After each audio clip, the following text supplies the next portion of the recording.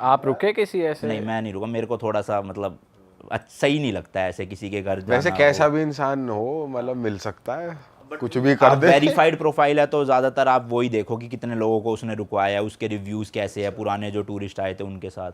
तो अब काफ़ी जैसे अपना वो है, काफ़ी ट्रैवलर्स हैं इंडिया के जो काउच सर्फिंग करते हैं, जैसे एक माउंटेन ट्रैकर थे वरुण भाई, वो काफ़ी काउच सर्फिंग करते थे। तो अच्छे लोग भी मिलते हैं, बुरे भी मिलते हैं, वो तो इससे पैसा बच जाता है, काफ़ी बढ़िया चीज़ है अगर बहुत फ्री बहुत में। बच जाता है, बहुत बच जाता है। क्योंकि ज़्यादातर जिनके घर में आप रह रहे हो, अपने मन से ग्रोसरीज या ले जाओ तो ठीक है, बट वो मांगते नहीं हैं आपसे। मतलब आप 4 दिन रुक रहे हो तो आपका खाना भी एक तरह से फ्री हो जाता है उनके घर में पूरा, प्लस आपको उस कंट्री का लोकल एक्सपीरियंस देखने को मिल रहा है कि कैसे लोग रहते हैं, क्या करते हैं। तो जिनको प्रॉब्लम नहीं है किसी के साथ रुकने में या ऐसा करने में, तो वो करे तो बहुत बढ़िया चीज़ है। तो कहीं का वैसे कोई बढ़िया किस्सा हुआ है, कोई बताओ कहीं पे किस टाइप का कुछ बढ़िया हुआ हो, मतलब? फनी हुआ हो कुछ बढ़िया? अब फ़नी भी था, वो थोड़ा स्केरी भी था। पेरिस की बात है, मैं अपने होटल से एफिल टावर के लिए ट्रेन पकड़ के जा रहा था। गाड़ी मैंने होटल में ही खड़ी कर रखी थी, गाड़ी से जा नहीं सकते, वहाँ बहुत ट्रैफिक लगा होता है क्योंकि एफिल टावर के आसपास। तो मेरा दोस्त जो था वो पहले ही जा चुका था एफिल टावर, और मेरा अगले दिन का स्लॉट था, तो मैं अकेले जा रहा था। तो मैं ऐसी नॉर्मली रिकॉर्डिंग कर रहा था नीचे अंडरग्राउंड जो स्टेशन होता है। अब वहाँ पे एक बंदा था, वो शायद से होमलेस ही था। तो उसने पता नहीं कैमरा देखा, उसे क्या हुआ, थोड़ा मेंटली वो था, उसने पत्थर उठा लिया बहुत बड़ा, और वो मेरे पास आ गया, और जिस ट्रेन में मैं चढ़ा उसमें चढ़ गया। अब वो कह रहा फ़ोन दिखा, फ़ोन दिखा, फ़ोन दिखा, वरना पत्थर से तोड़ दूंगा, सर फोड़ दूंगा। इंग्लिश बोल रहा है, लोकल हाँ, लैंग्वेज? इंग्लिश बोल रहा था, हाँ। पर वो शायद था अफ्रीका का। वहाँ पे ना अफ्रीकन लोग बहुत हैं, मतलब जो मतलब इलीगली आए हुए हैं ना लोग, वो बहुत थे। तो अब वो मेंटली थोड़ा सा वैसा था, पता नहीं उसको ये लगा कि मैंने उसकी वीडियो बनाई है, क्या हुआ।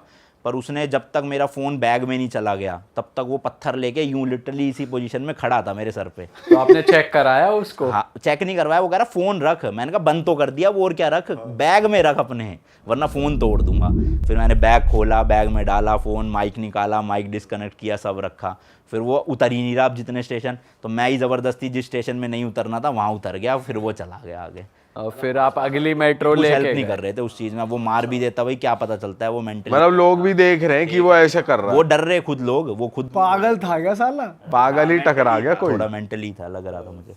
पर थोड़ा सा स्केरी एक्सपीरियंस था कि एक तो अकेले, ऊपर से पेरिस वैसे ज़्यादा बढ़िया नहीं है, क्यों? सेफ भी नहीं है। मतलब पेरिस लोगों को लगता है कि अच्छा होगा, बट वहाँ एक तो गंदगी इतनी है, दूसरा इलीगली जो लोग आए हुए हैं ना पाकिस्तान, इंडिया से भी, और जो अफ्रीका के लोग हैं, वो जेब कतरे बहुत हैं वहाँ पे। मतलब भाई ये लोग हैं जेब कतरे मतलब? वहाँ के लोकल क्यों करेंगे? जो इलीगली लोग आए हुए, ये है जेब कतरे, ये जेब कतरे। अच्छा। ये आपका पासपोर्ट चुरा लेते हैं, फिर पासपोर्ट के बदले आपसे पैसे मांगते हैं फ़ोन करके, या फिर ये दो डॉक्यूमेंट तब देंगे वापस। तो मतलब अगर मैं जितने लोगों को जानता हूँ ना, मान लो 10 लोग पेरिस गए तो उसमें से 6 लोगों की जेब कटी है। भाई हमने ये सुना है कि उनकी मतलब एक हमारे दोस्त थे वो भी गए थे, उनकी भी जेब कटी थी, और वो कोई घोड़े नहीं काटी थी। मतलब हो सकता है वो वहाँ का लोकल ना हो, किसी और कंट्री का हो। हाँ बिल्कुल बिल्कुल, इलीगली जो आए होते हैं लोग ज़्यादातर वही करते जैसे हम अभी बार्सिलोना गए थे, वहाँ भी बहुत पिक पॉकेटिंग है, तो वो यही बता रहे थे, मोरक्कन लोग जो बाहर से आते हैं हैं। बिल्कुल बिल्कुल। वो ये सब काम करते हैं, वहाँ के लोकल। तो सही बात है। भाई ये तो कहने का आईफल टावर और पेरिस हो रखा है वहाँ पे, तो फिर ये तो गंद है एक बहुत तरीके। गंदगी है वहाँ तो। मतलब और कौन सा देश आपको ओवर हाइप्ड लगा कि यार इसके लिए तो क्या सोचा था और क्या ही निकल गया? एक तो यही, मतलब पेरिस में ही बड़ा वो लगा कि यार, मतलब एफिल टावर का इतना नाम सुना था, लेकिन वहाँ गए क्या ही था यार, लोहे का एक स्ट्रक्चर ही तो है, उसमें क्या है इतना, ये लगा। बाकी तो मतलब नॉर्मल ही था कि हम तो ज़्यादा मतलब रखते थे थोड़े ऑफ बीट लोकेशंस ट्रैवल करने में।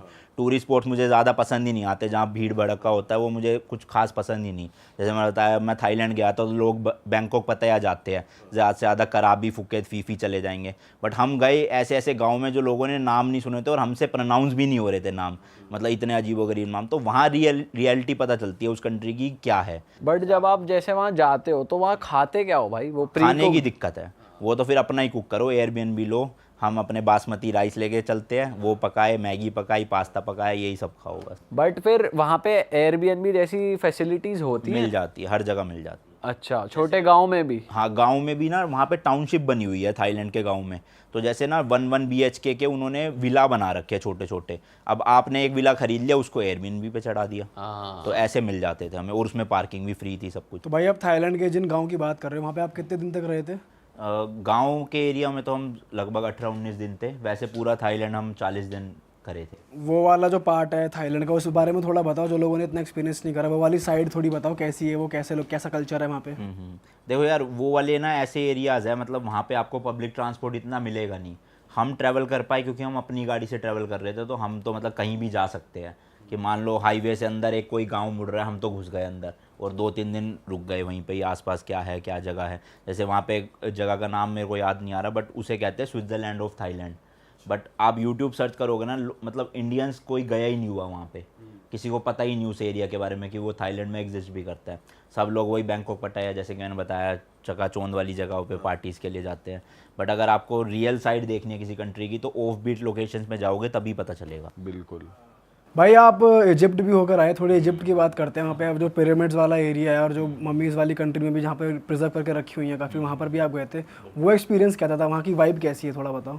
तो इजिप्ट में मैं था कुछ 7-8 दिन था। तो सबसे पहले उनकी कैपिटल सिटी है कायरो, तो वहाँ पे मैं लैंड किया था फ़्लाइट से। अब पहला दिन तो रेस्ट में निकल गया। अगले दिन तो भाई साहब ऐसे सीन हुए वहाँ पे, वहाँ के जो प्रेसिडेंट थे ना, उनके खिलाफ लोगों ने प्रोटेस्ट शुरू कर दी कि प्रेसिडेंट चेंज करो। ये 2019 की बात है। अब मेरा मेन सिटी सेंटर में यहाँ होटल है मान लो, और वहाँ से 100 मीटर आगे उनका मेन सिटी स्क्वायर है। वहाँ पे लिटरली टीयर गैस छोड़ रही है पुलिस पब्लिक के ऊपर, वहाँ पे फायरिंग चल रही है, और मैं बालकनी से खड़ा होकर देख रहा हूँ।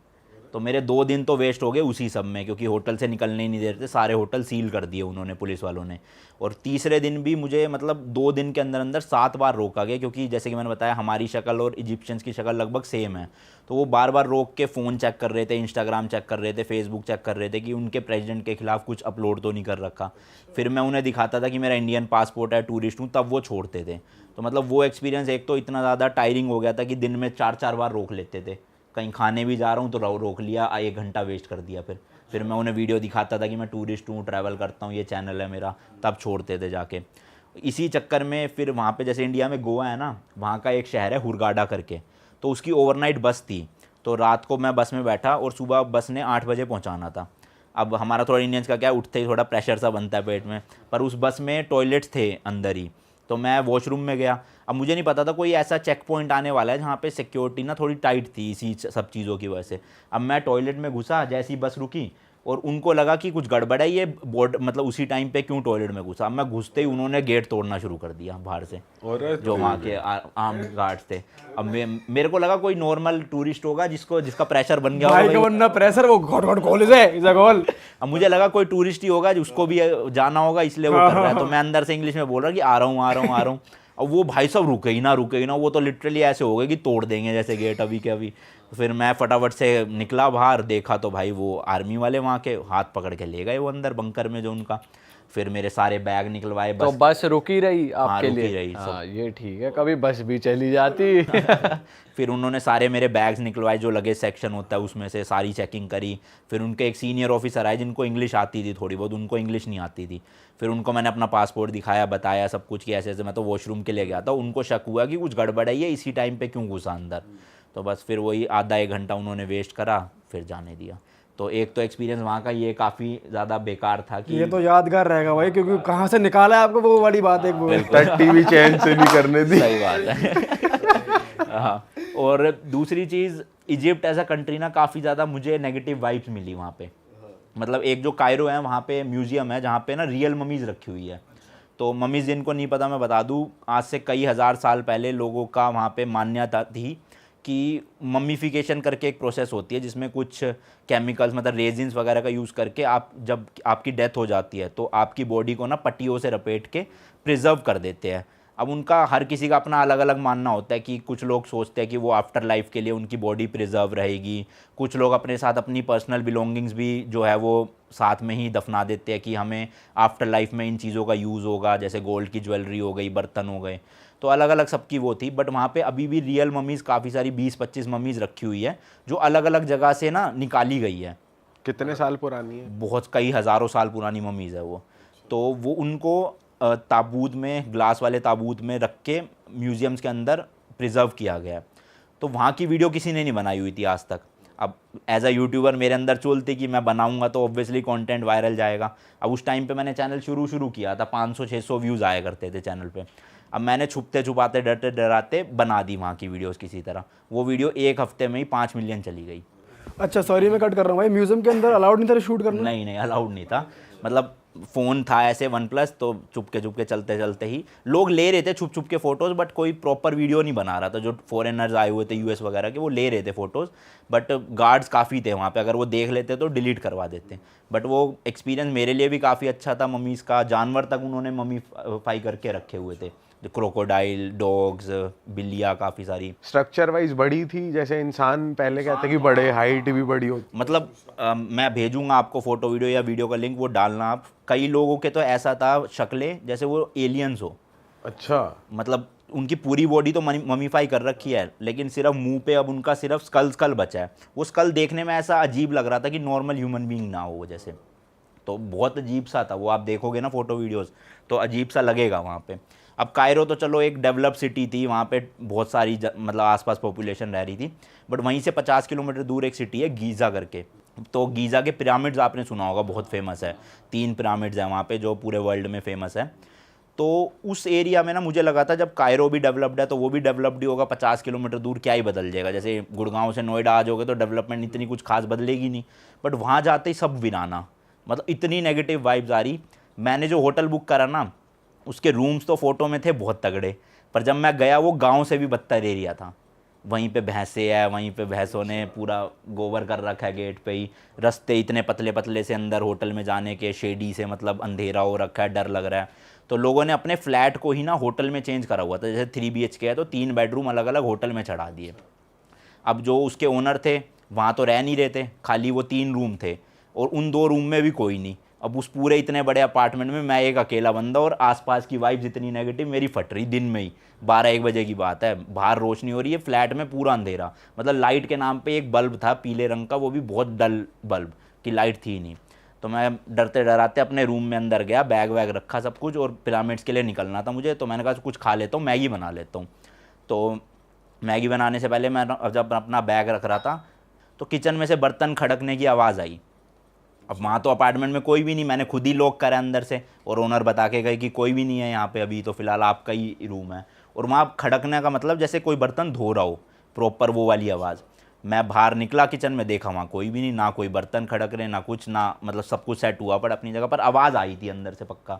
अब मैं वापस गया मैगी के पैकेट निकालने के लिए, जैसे ही मैं वापस बाहर गया वहाँ एक लड़की खड़ी हुई। अरे अब वो लड़की कहाँ से आ गई, ना मुझे ओनर ने बताया, ना वहाँ पे थी वो, और अचानक से ही वो प्रकट हुई जैसे पता नहीं क्या। अरे वाह, आपने ये वीडियो यहाँ तक देख ली भाई, तुमने हमारी मेहनत सफल कर दिया, तुम ही लोग हो असली रियल हिट। और अगर आपको बहुत मज़ा आ रहा है ऐसी क्लिप्स में, ऐसी वीडियोस में, तो फटाफट जाइए प्लेलिस्ट पे, बिंज वॉच कीजिए, सारी वीडियोस देख डालो और मौज काटो। दैट इज इट, हम मिलेंगे नए पॉडकास्ट में, नई क्लिप में। Till then bye bye, see you, take care, do subscribe, best of Real Talk online. Okay bye bye.